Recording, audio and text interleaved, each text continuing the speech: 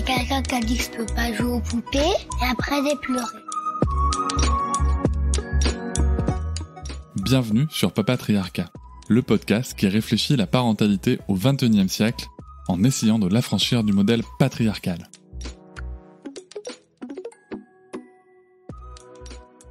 On se retrouve aujourd'hui pour un épisode particulier puisque c'est une des 3 parties d'une série que je réalise dans mon interview de Pauline Bourgoin. Pauline Bourgoin est ce qu'on appelle un parent protecteur, plus précisément une mère protectrice, c'est-à-dire qu'elle prend sur elle le fait de protéger son enfant de violence en attendant que la justice fasse son travail. Et elle n'est pas la seule, il y a plusieurs parents protecteurs, surtout bien entendu des mères protectrices. Et c'est important, je pense aussi, de donner de la visibilité à ces récits. L'histoire de Pauline n'est pas facile. Voilà, l'histoire de Pauline est même très difficile. C'est pour ça que je vous invite, attention, si jamais des sujets que nous allons aborder comme les violences sexistes et sexuelles, l'inceste ou bien même les violences institutionnelles peuvent vous heurter, je vous invite à faire une écoute très au calme, à la faire dans un moment où vous vous sentez bien, ou tout simplement à la différer ou à ne pas la réaliser. Voilà, protégez-vous avant tout. Nous allons, au travers de mes questions, essayer de comprendre comment est-ce que les mécanismes d'emprise et de manipulation peuvent se mettre en place, comment est-ce que ces violences peuvent arriver sans que forcément on prenne la fuite tout de suite, sans comprendre qu'on est en danger, et comment est-ce qu'on peut continuer en fait de rester dans cette situation-là. Nous allons aussi bien sûr voir au travers de ces 3 épisodes comment eh bien, on peut mine de rien réussir à s'en sortir, réussir à trouver des leviers à l'extérieur, en soi, pour réussir à s'en sortir, et aussi des nouvelles difficultés auxquelles il faudra faire face. Nous avons laissé dans cet épisode aussi des clés pour comprendre, des clés pour agir, des clés pour observer, des clés pour aider, et j'espère que cela aidera. Je dis un grand merci à Pauline pour son temps et sa confiance sur ce récit qui est pour moi un récit très important, que je vais vous laisser découvrir tout de suite. Dans cette première partie avec Pauline, nous allons revenir sur sa relation toxique marquée par la manipulation, la violence psychologique et l'isolement. Au cours de cet entretien, nous allons découvrir le parcours d'une femme courageuse qui, malgré la différence d'âge et les stratégies de domination de son compagnon, a trouvé la force de remettre en question son emprise et protéger sa fille. Nous verrons aussi comment est-ce que cette emprise s'est installée au fur et à mesure du temps. Qu'est-ce qui fait qu'elle n'a pas pu voir, qu'est-ce qui fait qu'elle n'a pas pu être forcément aidée par son entourage. Pauline nous ouvrira les portes d'une histoire où la façade d'un bienfaiteur cache un tout autre visage, celui de quelqu'un prêt à user de violence physique et mentale pour conserver le contrôle. Nous aborderons les conséquences de cette relation sur son bien-être pendant sa grossesse et les défis rencontrés durant l'accouchement difficile de sa fille où son partenaire s'est révélé négligent et manipulateur. Restons ensemble pour plonger au cœur de cette expérience qui malheureusement est celle de trop nombreuses personnes. C'est un épisode essentiel et important pour comprendre les mécanismes de la violence et de l'emprise dans les relations personnelles, mais aussi pour célébrer le pouvoir de la résilience et l'importance de la libération que nous propose Pauline. Je vous laisse avec le début de nos discussions et je vous souhaite une très bonne écoute. Bonjour Pauline. Bonjour Cédric. Je suis ravi de te recevoir dans le podcast Papatriarcat. Je suis ton histoire depuis plusieurs mois maintenant. Pour planter le décor, tu es ce qu'on appelle une mère protectrice, c'est ça ? C'est-à-dire que tu prends sur toi le fait de protéger ton enfant de violence en attendant que la justice fasse son travail. Et donc tu fais partie de ce qu'on appelle les parents protecteurs, en l'occurrence une mère protectrice. Est-ce que c'est bien ça comme situation ? Oui, je suis dans cette situation. Est-ce que tu peux nous raconter ton histoire depuis le début, peut-être ? Moi, ce que je me demande d'abord, c'est comment est-ce que tout ça a commencé ? Comment est-ce que, avec le père de ton enfant, qui est incriminé, comment est-ce que d'abord ça se passait avant d'avoir un enfant et quand vous avez décidé de faire un enfant ? C'était une relation empreinte de violence. Pendant la relation, j'étais pas totalement consciente du niveau de violence. Je prends conscience chaque jour. J'ai même parfois des flashbacks qui me remontent, des choses que j'avais totalement intériorisées. J'étais complètement dans le déni de ce que je vivais pendant que je le vivais. C'était la violence psychologique, mais aussi physique, surtout quand je suis tombée enceinte. C'est là que la violence physique a redoublé. Et la naissance de ma fille m'a donné la force de le quitter définitivement. Je voulais pas qu'elle vive ça. Est-ce que tu te sens de nous raconter comment est-ce que cette violence s'est installée ? Est-ce que la relation a commencé tout de suite avec de la violence ou est-ce que c'est quelque chose qui est arrivé progressivement dans ta relation ? C'est monté crescendo, mais les prémices de la violence se sont installées dès le début de la relation. En fait, c'était une relation où il n'y avait jamais de gris.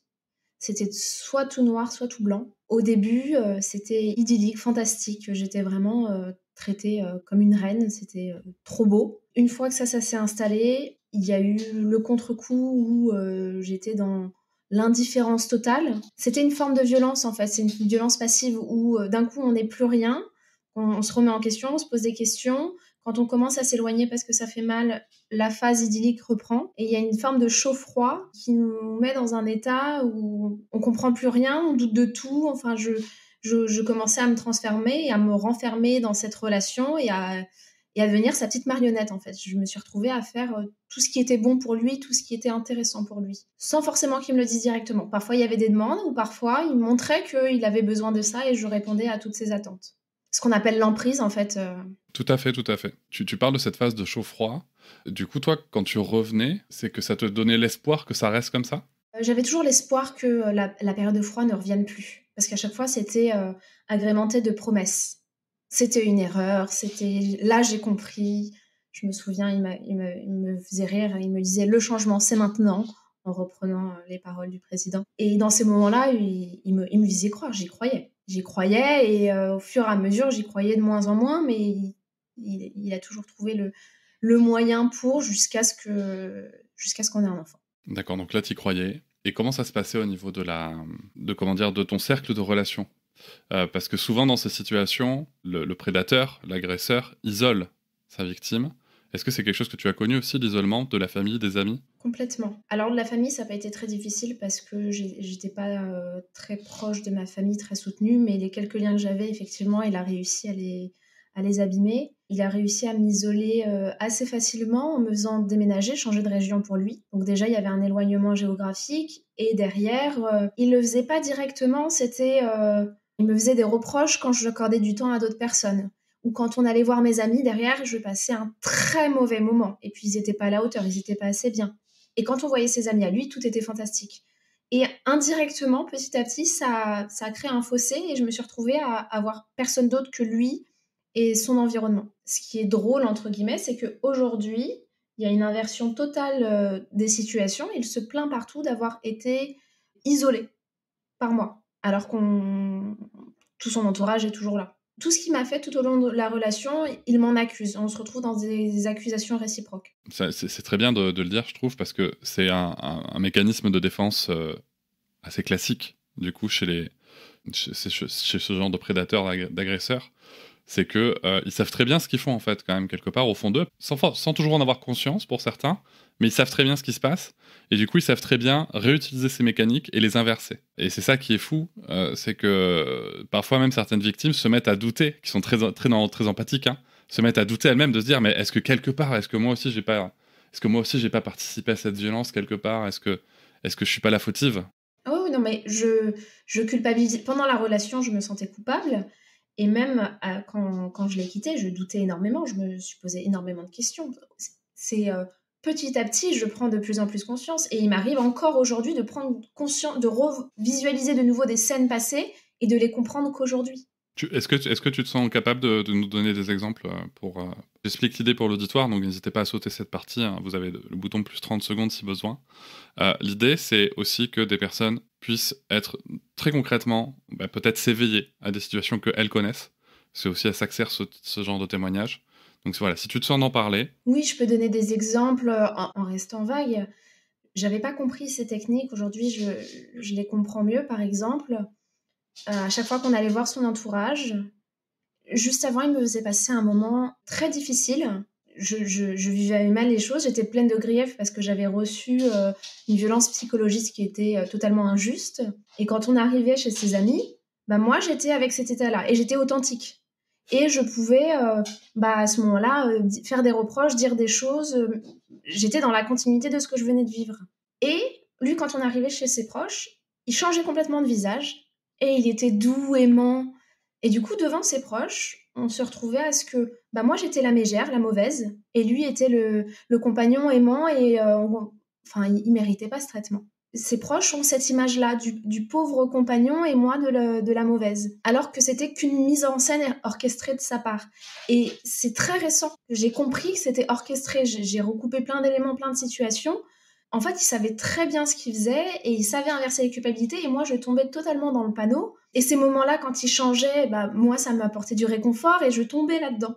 C'est vraiment important ce que tu dis parce que on voit bien qu'il y a des mécanismes qui se mettent en place aussi pour ce qu'on appelle assurer son impunité dans ce genre de stratégie. J'ai sous les yeux la formation Nous Toutes sur les violences sexistes et sexuelles et je vais rappeler les mécanismes de violence qui se mettent en place. C'est l'isolement, la dévalorisation, l'inversion de la culpabilité, les menaces, la peur et assurer son impunité. Voilà, ça sont les choses que mettent les prédateurs en place pour s'en prendre à leurs victimes. Et ils se servent beaucoup de l'entourage. Et ils se servent beaucoup de l'entourage complètement. Et ça peut aussi, et je le précise, alors c'était pas dans ton cas à toi, mais ça peut aussi bien sûr passer par la famille. Sachez-le. Donc cette relation est dans cette dynamique-là. Vous avez déménagé ensemble pour son travail. Et ça dure combien de temps en fait ? C'est pas pour son travail, c'est que moi j'étais parisienne et lui vivait à Orléans, il avait toute sa vie à Orléans. Et quand on s'est rencontrés, il m'a fait croire qu'il allait venir vivre sur Paris, qu'il déménagerait pour moi. Et une fois que la relation est installée et que je suis sous emprise, il change complètement ses plans et c'est moi qui dois venir. Tout était comme ça en fait. Il y avait une présentation et puis ensuite je découvrais la réalité, mais la réalité je la découvrais qu'une fois que j'étais engagée et que j'arrivais plus à prendre de recul. Est-ce que des fois ça te paraissait plus coûteux de reculer plutôt que d'aller dans son sens ? Oui, effectivement. C'est plus coûteux à tous les niveaux. Quand on est sous emprise, c'est coûteux de sortir de l'emprise, par exemple. Cette relation, du coup, elle dure combien de temps avant de parler bébé hein ? Avant de parler bébé, elle dure près de 3 ans. Je suis tombée enceinte à 2 ans et quelques. Et quand je l'ai quitté, on était à presque 4 ans. Juste avant bébé, toi, t'es dans quel état d'esprit dans la relation ? Est-ce que tu te dis quand même de temps en temps qu'il y a quelque chose qui va pas ? Est-ce que t'as réussi à nouer des relations professionnelles ou pas ? Tu étais étudiante, c'est ça, à ce moment-là ? Alors, quand je l'ai rencontré, j'étais étudiante. J'étais en alternance sur Paris. J'ai emménagé à Orléans et je faisais le trajet tous les jours. Et j'ai commencé à monter sa société à ce moment-là. J'étais encore étudiante et j'ai monté une société dans la rénovation d'habitat pour lui. T'as monté sa société ? Oui. En tant que quoi ? En tant que rien du tout, en tant que petite main. Quand je te disais tout à l'heure qu'il m'a exploité, qu'il m'a utilisé, qu'il faisait tout ce qu'il voulait de moi, il y a des faits importants. Lui, il travaille déjà, c'est ça ? Vous aviez quelle différence d'âge ? On a 12 ans d'écart, là, enfin 11 ans et demi. Moi, j'étais donc étudiante sur Paris. Et lui, il faisait un petit boulot. Il sortait de prison. Je l'ai appris après. Il faisait un petit boulot, mais il avait des velléités de voir beaucoup plus grand. Et je l'ai aidé à accomplir son rêve d'avoir une société qui prospère. Tu as découvert quand qu'il était sorti de prison ? Relativement rapidement, mais j'ai pas appris la vérité sur pourquoi il était allé en prison en fait. D'accord. J'ai appris des choses par son entourage qu'il ne savait pas, qu'il ne fallait pas me dire et qui disait des choses et comment ça se fait que je ne sache pas ça. Mais au début, il s'est vendu à moi comme un Robin des Bois qui avait aidé les malheureux, qui avait enfreint des lois pour aider les plus démunis. Mais en fait, ça fait envie. Oui, mais c'est une histoire qui fascine, tu vois. Quand il m'avait raconté son parcours, une fois que j'étais amoureuse, il a plutôt suscité chez moi de l'admiration que du rejet. Et pourtant, j'avais jamais imaginé que je pouvais relationner avec un bandit, encore moins qui sort de prison. Est-ce que la différence d'âge, c'est quelque chose qui a joué dans ce côté admiration selon toi, et dans quelle mesure ? Ça a joué pour instaurer l'emprise. L'emprise au début, la relation est idyllique. Et puis de temps à autre, il y a aussi de l'intimidation. Il faisait jouer de son autorité, de sa supériorité sur moi. Et il le faisait notamment en me faisant comprendre que j'étais qu'une gamine qui comprenait rien à la vie et que lui savait. Et donc, quand on a 12 ans d'écart, qu'on sort de l'école, enfin de la fac, c'est plus simple à instaurer. Donc ça, c'est quelque chose, toi, que tu as vraiment senti en mode il sait mieux que moi, de toute façon, c'est moi qui connais rien à la vie et qui doit en faire des caisses, ou etc. Il avait tendance à me faire douter de moi. Et c'était plus simple, effectivement, de douter face à quelqu'un qui est plus âgé. Et en plus, il a une assurance qui fait que il peut ne rien connaître sur quelque chose et venir et dire « moi, je sais ». Et si on ne sait pas, on le croit. Moi, je le croyais surtout au début. Et au fil du temps, je me suis rendu compte qu'il était assez mythomane. Il ment beaucoup, tout le temps, en fait. Parfois, je me souviens lui avoir reproché. Je lui disais « là, c'est pas utile de mentir ». Mais c'est un mode de fonctionnement. Mais quand tu le mettais face à ça, comment il réagissait ? Il en rigolait. Mais quand je l'ai mis face à ça, On était déjà très avancés dans la relation, on était presque à la fin. C'est une fois qu'on était dans l'intimité et que je recoupais les éléments et je me rendais compte des mensonges. Au début, j'étais un lapin de 3 semaines avec mes lunettes roses en cœur, qui voyait tout beau et qui se rendait pas compte. Pourtant, j'avais des éléments, mais j'avais pas envie de voir. Et t'avais pas envie de voir. J'avais pas envie de voir, et puis il a son entourage. Il sait comment se servir des gens autour de lui pour paraître. Ça, c'est très très important en effet. J'ai une autre question qui me vient avant de passer à la phase bébé. C'est, toi de ton côté, est-ce que tu avais réussi à garder quelques relations, peut-être avec des camarades étudiants-étudiantes, tu vois, ou peut-être des amis? Est-ce que tu sortais, ça t'arrivait de sortir seul, j'entends, que ce soit pour des activités sportives ou boire un verre? Est-ce que tu avais cette vie sociale-là? C'était extrêmement rare. Quand je voyais une amie, il allait nous rejoindre après. Il était inclus dedans. Puis après, il critiquait mon ami. Je travaillais à ce moment-là, j'ai pris un poste sur Orléans et je faisais les deux. Je développais sa société et j'avais mes fonctions, donc j'avais quelques relations au travail, je me suis fait des amis. Ils n'avaient pas idée de ce que je vivais. Moi-même, j'avais pas conscience du niveau de violence.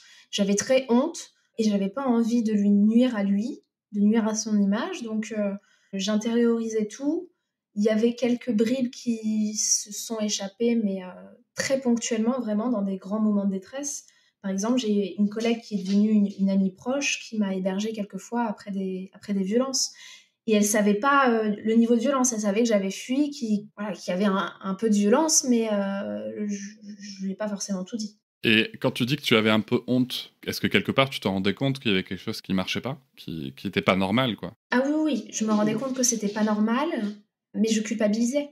Je me rendais pas compte qu'il était le fautif et moi la victime. Enfin, si, je m'en rendais compte, mais en fait, je voyais 2 victimes. Parce qu'à chaque fois, après, il s'excusait, il reconnaissait, il n'y avait pas de souci à ça. Il m'envoyait au travail des grands bouquets de 50 roses. Alors forcément, ça fait sensation. Au travail, tout le monde disait « Ah, mais elle a beaucoup de chance !» C'est l'image que ça donnait à l'extérieur de la relation passionnelle et idyllique. Et du coup, moi, je me disais que j'avais de la chance de l'avoir. Donc, j'étais pas consciente. Alors que c'était toujours dans la même stratégie pour assurer son impunité. Oui, et pour me ravoir et continuer de m'utiliser parce que j'étais très utile. À ce stade-là, par exemple, financièrement, c'est moi qui assumais tout. C'est moi qui ai investi dans sa société, qui payait le loyer, qui payait toutes les charges. C'était normal. Mais par contre, j'avais pas le droit de le dire. Un jour, il y a quelqu'un qui l'a su, je me suis pris une douche froide derrière. Parce que, par contre, si on allait au restaurant, il invitait toute la table. Avec l'argent de notre société, mais la société pour qu'elle tourne, c'est moi qui ai injecté mon argent. Et moi, lui se versait un salaire sur la société, moi non. Donc moi, je travaillais gracieusement et il utilisait tous les fonds de la société comme il le souhaitait. Et puis, il avait l'image derrière. Tout le monde pensait que j'étais une femme entretenue. Aujourd'hui, auprès de ses proches, j'ai l'étiquette femme vénale qui veut se venger et avoir de l'argent. Et tout lui voler. Mais je lui ai tout volé apparemment. Par exemple, j'ai appris qu'après notre séparation, il racontait à tout le monde, je lui ai laissé la voiture, la maison, etc. La maison, je l'ai achetée toute seule. J'ai tout financé toute seule. Et il a l'image du grand prince parce qu'il m'aurait laissé une moitié de maison. Tout est dans l'image et les apparences, et il a eu beaucoup de soutien au début parce que dans son entourage, tout le monde pense que je suis un monstre machiavélique qui l'a roulé dans la farine et qui en plus lui enlève son enfant. Alors venons-y à cet enfant. Donc, à un moment, tu tombes enceinte et vous gardez cet enfant. Tu disais tout à l'heure que pendant la grossesse, c'est là que les violences physiques ont commencé. Elles avaient déjà commencé avant, mais c'était très ponctuel. De grandes excuses derrière, et c'était 2-3 fois j'ai déraillé. C'était des coups ? C'était pas énorme. C'est en ça aussi que je me considérais pas victime de violence, parce que j'imagine des femmes qui se prennent des coups de batte, qui finissent amochées, défigurées. Moi, il n'y avait jamais rien de très fort. En fait, j'avais plus peur que mal. Il est intimidant physiquement. Il intimide beaucoup de monde. Hein. Alors moi, toute seule, forcément, qu'il m'intimidait. Et il pouvait me secouer, me cogner contre un mur, me jeter par terre. Il m'a déjà giflé. Il s'en est pas pris à moi comme il pourrait s'en prendre à un homme lors d'un combat, par exemple. J'étais pas... Voilà, je ressortais entière. Est-ce que tu trouves que ça serait juste de dire que, sachant ou imaginant ce qu'il pourrait faire, finalement, c'était pas si grave de juste être poussé ? Exactement. C'est ce que je me disais. J'imagine ce qu'il pourrait faire, je me dis: «Bon, il m'a pas fait grand-chose, il a presque rien fait». Alors qu'en fait, c'est énorme. C'est le moment où je vais rappeler l'existence du violentomètre. Si vous voulez savoir si vous vivez des violences, je vous invite à consulter le Centre Hubertine Auclair qu'il avait lancé en premier. Il a été repris dans plein d'endroits. Nous, tout avait d'ailleurs fait une campagne sur les emballages de baguettes de pain avec. Et ça va vous permettre de faire un petit peu le point sur votre relation. Donc n'hésitez pas à le faire. C'est pas forcément un moment facile, mais c'est un moment important. T'as déjà connu quand même des violences physiques du coup avant d'être enceinte, où tu es poussé, tu es giflé, tu es jeté au sol et balancé contre un mur. Je le dis avec les mots clairs. Hein. Ça, c'est surtout enceinte. Avant la grossesse, oui, il m'a giflé, il m'a cogné contre un mur, cogné la tête contre un mur. Je crois qu'il y a eu 2 violences avant la grossesse, 2 épisodes de violence physique. 3 peut-être, pas plus. Enceinte, c'était presque toutes les semaines. Et qu'est-ce qui fait que ça empire, à ton avis Moi, j'ai eu la sensation que avant, il faisait attention, il se contenait un peu plus parce qu'il avait peur de pas me récupérer après. Il avait peur de faire le pas de trop et de me perdre. Une fois enceinte, j'ai eu la sensation d'être son objet. Elle est à moi. Elle porte ma vie en elle. Elle est à moi. Et à aucun moment, lui s'est dit que, en te violentant de toi, il pouvait faire du mal au bébé. J'ai eu la sensation qu'il s'en moquait du bébé. C'était un sujet de discorde entre nous. Lui, il voulait me retrouver moi, que je continue de me donner pour lui, pour sa société. Et notre enfant, ça l'intéressait pas du tout. Sauf en public. En public, c'était le papa le plus heureux du monde. Mais dans l'intimité, il n'y avait rien.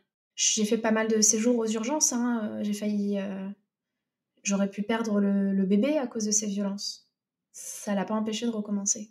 Sans aucun reproche dans ma question, ces passages aux urgences, est-ce que toi, à un moment, ça t'alerte en te disant je risque de perdre mon bébé à cause de sa violence, il faut pas que j'y retourne?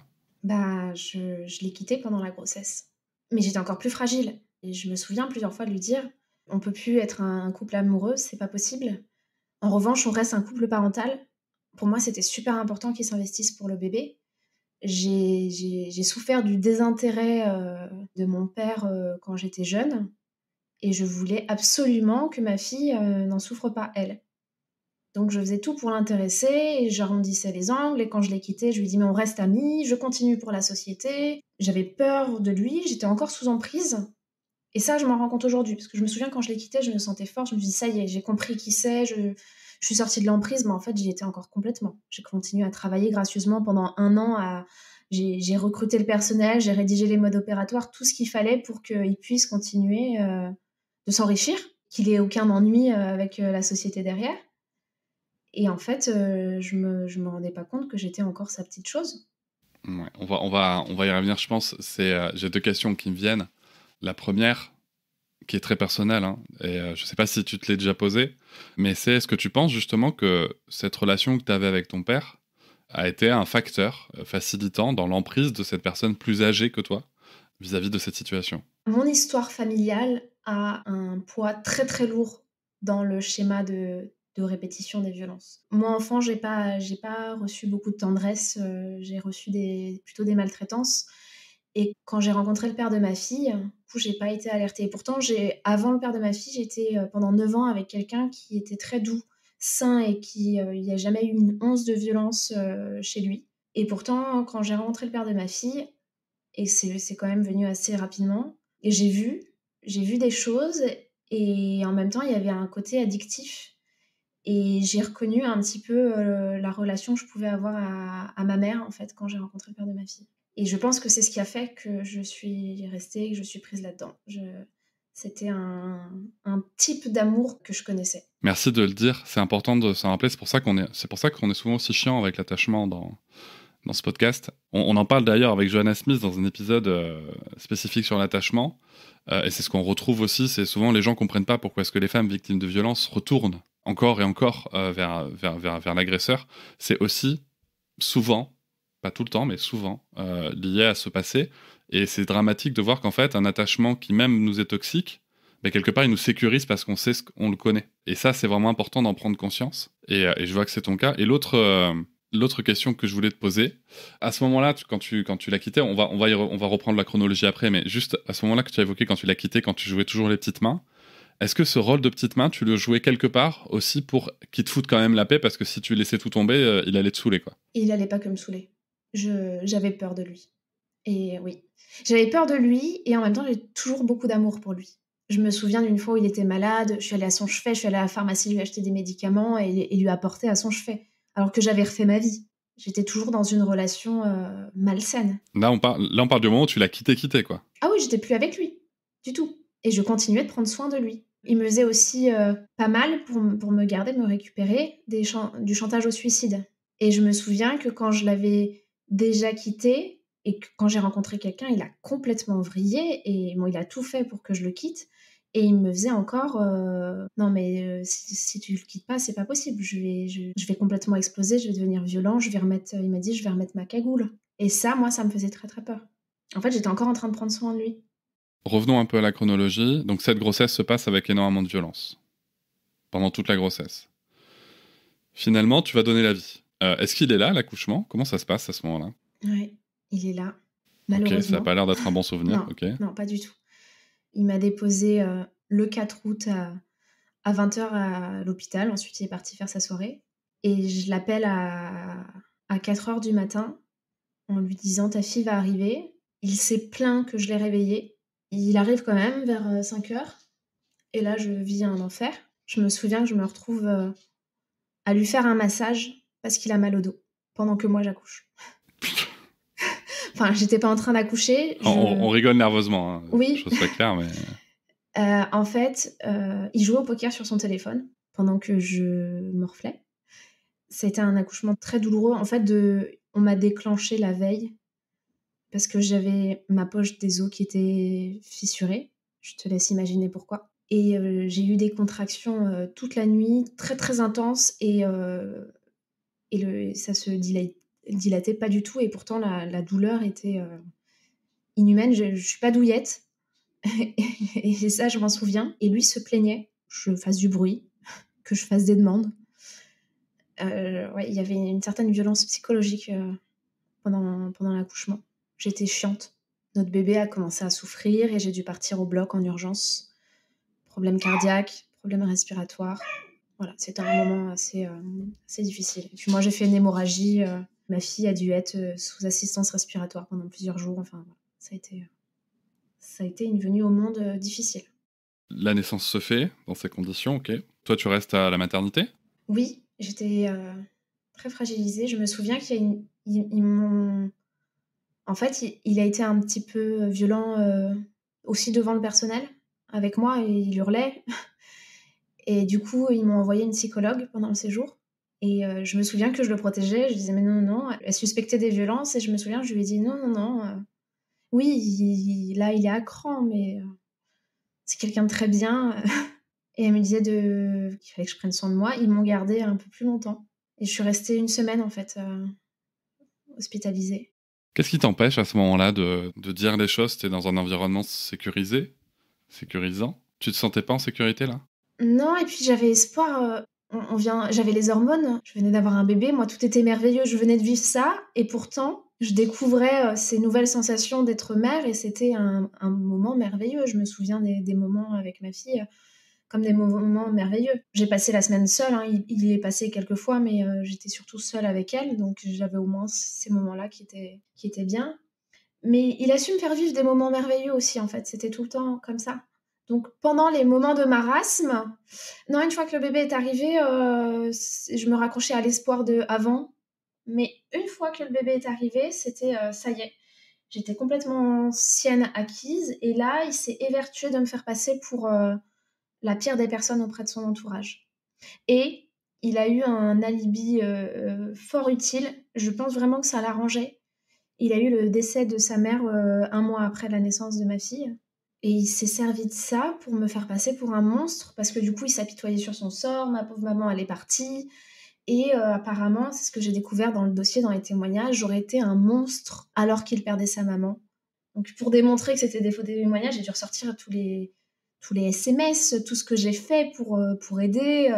Ils ont même fait parler sa pauvre mère défunte en disant que j'étais ignoble avec elle, que j'étais cruelle, limite insultante, que je me suis même pas déplacée pour la voir à l'hôpital. Donc j'ai dû montrer des photos de moi à l'hôpital, j'ai dû montrer les SMS de soutien où elle me remercie, elle me dit que je suis comme sa fille. Elle me remercie de tout ce que je fais pour elle, que je suis un amour, ce sont ses mots. Et donc dans les témoignages, il est dit que j'étais un monstre et que Parce que c'est ce qu'il a réussi à faire croire à tous, parce que il usait de stratagèmes tels que ceux que j'ai décrits tout à l'heure. Donc là, lui, il met ça en place après la naissance. Toi, t'en as pas forcément conscience à ce moment-là. J'ai senti un déclic. J'ai senti que les gens me regardaient différemment. Et j'ai senti de l'animosité. Il a dû sentir le déclic aussi chez moi. Parce qu'il y avait notre fille, j'étais plus capable de laisser passer plein de choses. Il a senti que ça tournait. Justement, qu'est-ce qui fait que tu laissais plus passer plein de choses ? Qu'est-ce que tu laissais plus passer ? J'avais un instinct, je me sentais un peu comme une louve qui devait assurer la survie de son enfant. Et par exemple, quand il inversait les situations, quand il s'apitoyait sur son sort, pour me faire culpabiliser, je pouvais juste lui dire bah non, je vois ce que tu es en train de faire. C'est pas ça ce qui s'est passé. En fait, j'avais davantage de lucidité. Elle m'a aidée à sortir de l'emprise. Je doutais encore, hein, mais c'était un premier pas. Et ça, il l'a senti, et là, il a redoublé d'efforts. Et je me souviens, comme tout son entourage, qui m'adorait au début, d'un coup, il me voyait comme un monstre. Quand tu dis il a redoublé d'efforts pour améliorer la relation, ou il a redoublé d'efforts pour te pourrir ? Ah non, pour me pourrir. Pour s'assurer que au moment où je le quitterai, je sois inaudible, ce soit moi la mauvaise. Il s'est fait passer pour une victime. Ah, et tu penses qu'il était dans cette configuration-là, vraiment, il anticipait le fait que tu allais le quitter, qu'il était en train de perdre pied ? Il n'est pas à sa première. Il a eu un enfant avant, d'une précédente union. Et quand je l'ai rencontré, il était la victime. Elle était manipulatrice, fourre, mauvaise, etc. Elle voulait le priver de son enfant. Petit red flag, comme on dit, à partir du moment où un mec vous dit que son ex est folle, c'est que c'est pas forcément le cas, déjà. Et c'est pas bon signe, en effet. C'est pas bon signe, mais il est très doué parce que il n'y a pas d'accusation de violence sur son fils. Et il a réussi à renouer le lien avec elle et à lui faire croire que s'il se disputait tant, c'était à cause de moi. D'ailleurs, tout son entourage, dans les témoignages, il a écrit il était parfois insultant, arrogant dans les messages avec moi, mais il m'a appris que c'était sa compagne qui écrivait les SMS à sa place. Cette femme est dangereuse. Il sait quoi dire, en fait. Donc, il a réussi à retourner du monde contre moi en leur faisant croire que si lui s'est mal comporté envers chacun d'entre eux, c'est pas de sa faute. C'était moi qui étais aux manettes. Et c'est ce qu'il a réussi à faire croire à la mère de son fils. Et puis, il a réussi aussi à mettre de la rivalité. Il a su orchestrer les choses. Et aujourd'hui, ils ont dit, bah non, mais nous, il n'y a jamais eu de problème, on s'entend très bien pour la garde de notre enfant, il est grand maintenant. Et ils ont complètement enterré la hache de guerre et fait comme si c'était jamais rien passé avant. Oui, après, c'est peut-être plus facile pour elle aussi, enfin, c'est leur histoire. Oui, non, mais je ne sais pas, mais... je pense qu'elle a une forme d'emprise encore et qu'elle veut pas le contrarier. Parce qu'on devait, par exemple, se voir, elle et moi, cet été, pour que nos enfants se voient, puisque ma fille ne voit plus son père, qu'elle puisse voir son demi-frère. Et au début, on était contente que les enfants puissent se voir. Et puis, quand le père l'a appris, d'un coup, plus de son, plus d'image, elle répond plus aux appels, messages. Je comprends bien que c'est pas elle qui met de la mauvaise intention, c'est qu'elle est interdite. Alors, il y a juste un truc que je voudrais souligner, petite parenthèse, c'est que ce qui m'intéresse beaucoup là dans ce que tu viens de décrire, par rapport au comportement des agresseurs, surtout des gens qui sont très manipulateurs, ce qui est très humain et il joue beaucoup avec ce côté humain qu'on a tous et toutes, hein, c'est que c'est quand même plus facile de croire qu'une personne va être mal intentionnée à répondre aux messages plutôt que de croire que quelqu'un va inventer cette histoire pour cacher un truc encore pire. Et ça, c'est un truc que les personnes manipulatrices, les manipulateurs le font très très bien. C'est-à-dire que je l'imagine même en train de dire à ses potes, mais comment est-ce que tu pourrais croire que moi je te parlerais comme ça une seule fois, tu vois, ou que j'irais imaginer des choses comme ça. C'est pas possible en fait. Par contre, faire croire qu'une autre personne est malveillante, ça c'est tout à fait possible. Et c'est plus facile à assimiler pour l'autre aussi. Et il y a aussi qu'il a un côté assez intimidant. Il fait peur même à son entourage. Personne n'a envie de le contrarier. Donc, il y a un peu tantôt il fait un peu peur, et puis après, il devient tout mielleux, il va rendre des services, inviter au restaurant, être super sympa. Et les gens se disent « Oh, il est vraiment super sympa. » Et en même temps, je veux pas de problème avec lui. Donc, je pense qu'ils n'ont pas conscience du biais cognitif qu'il y a et qu'ils vont aller dans son sens en étant un peu... la manipulation est plus simple quand on fait peur, je pense. Oui, puis ça vient aussi alimenter le storytelling, hein, comme on dit en marketing. C'est que en étant très sympa avec eux, quand il raconte qu'il est sympa avec toi, ben, ça paraît logique. Bah, surtout que c'est ce qu'il a montré pendant toute la relation. En public, il était dévoué, hein. Il a jamais montré son autre visage, celui de l'intimité, à l'extérieur. Donc, quand les gens ont appris, ils ont dit non, mais n'importe quoi. Il est aimant, il est dévoué. C'est ce que je dis souvent aux personnes, malheureusement, après avoir écouté beaucoup de récits de ce genre. C'est ce que je dis souvent aux personnes, ce qui les choque, d'ailleurs, quand je le dis, c'est que faut pas se fier toujours vraiment à ce qu'on voit, surtout quand on projette des choses assez très très très positives sur les gens. Et je leur dis souvent, vous savez, y compris moi, quoi. Tu vois, moi, en fait, je suis pas un père violent, tu vois, j'ai pas de problème, j'ai pas de violence avec ma compagne, mais en fait, même toi qui parles avec moi, quelle preuve tu as de ça? Aucune. Et c'est ça qui est dramatique, c'est que au final, tu te dis aussi que si tu commences à prendre conscience de ça, bah, tu te mets à douter d'un peu tout le monde, quoi. Et t'as pas envie de douter de tout le monde, tu vois, t'as envie de faire confiance aux gens. Donc c'est vraiment pas facile. Et tu décides de partir alors au bout de combien de temps?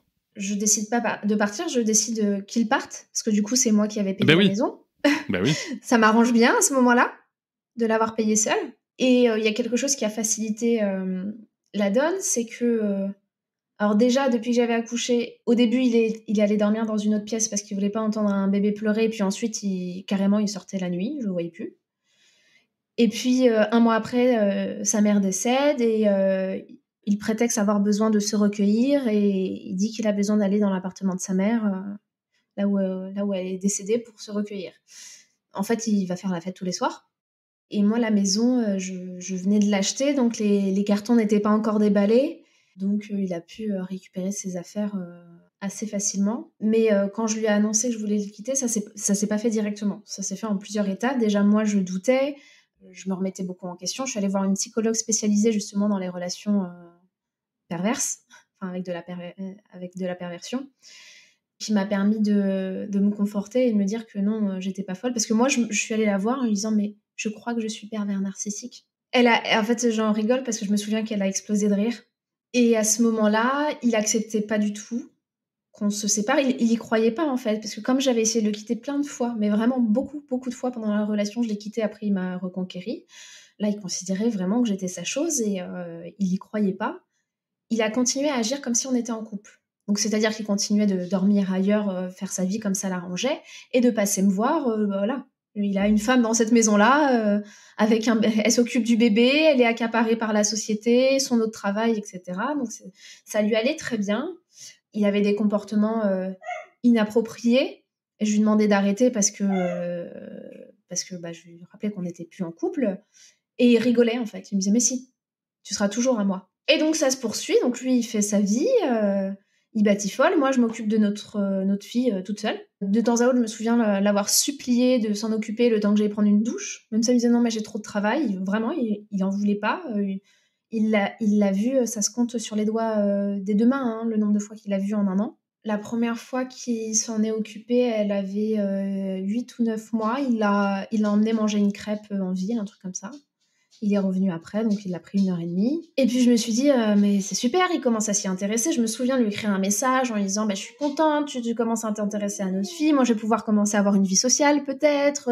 Voilà, je me souviens de lui avoir écrit, j'ai pas la science infuse, je veux aussi ton avis sur comment on s'occupe d'un enfant. Enfin, moi je me documente, je sais qu'elle a besoin de stabilité, voilà, il y a beaucoup de besoins qu'elle a besoin qu'ils soient remplis. Et donc, je voudrais qu'on fasse des transitions douces. Vraiment, je suis dans une démarche de coparentalité. Viens, je lui écris, on est toujours un couple parental. Voilà, j'essaie de l'impliquer, j'essaie de susciter son intérêt, de lui montrer, mais toi aussi, tu peux décider, tu es un papa, viens. Il me répond, je suis KO sur le canapé, on en reparle. Et on n'en a jamais reparlé. Je pense que ça l'a démotivé, le fait que je lui dise que je vais pouvoir avoir une vie sociale. Derrière, il la reprend plus. Ah oui, il venait de la prendre avant, il avait un barbecue chez des amis, il l'a prise, il l'a emmenée. En fait, il l'a montrée quelques fois en public, et je me souviens, quand il passait me voir, c'était pour récupérer un chèque pour un fournisseur ou autre. Et bah là, il voyait notre fille, il faisait un coucou, mais il la prenait même pas dans ses bras. C'est-à-dire, il faisait coucou au loin. Ça a été un élément frappant. Je me souviens, il a passé la baie vitrée pour partir, il a reçu un appel, et là, il fait « Allô, Pierre ?» Pierrot, ah, attends, excuse-moi, je suis avec ma princesse. Et là, il rentre et il commence à parler à notre fille et à la faire jouer et tout. Et puis, je lui dis, ah, bah, tu sais, hein, la vie de papa. Et puis, il repart. Donc là, j'ai vu la scène sous les yeux. J'en ai eu quelques autres comme ça. Et là, j'ai vraiment compris à quel point il manipulait et à quel point c'était une image. Et moi, j'avais espoir qu'il s'occupe d'elle parce que je me disais, bah, il est super investi pour son fils. Et j'y croyais encore. Parce que oui, il fait des kilomètres pour aller le chercher parce que c'est aussi une histoire en région parisienne, entre Orléans et la région parisienne. Et puis, il le revendique beaucoup. Et c'est que récemment, j'ai commencé à réfléchir, à me dire, mais oui, c'est vrai, on n'arrête pas de dire quel papa est extraordinaire, il le revendique beaucoup, mais pendant la vie de couple, on l'avait un week-end sur 2, la moitié des vacances scolaires. Bah, devant du monde, etc., oui, il faisait plein d'activités, mais qui est-ce qui lui lisait l'histoire le soir? Qui est-ce qu'il emmenait chez le médecin, chez le dentiste? Qui est-ce qui le consolait quand il pleurait? Qui est-ce qui lui coupait les ongles? Tout, en fait.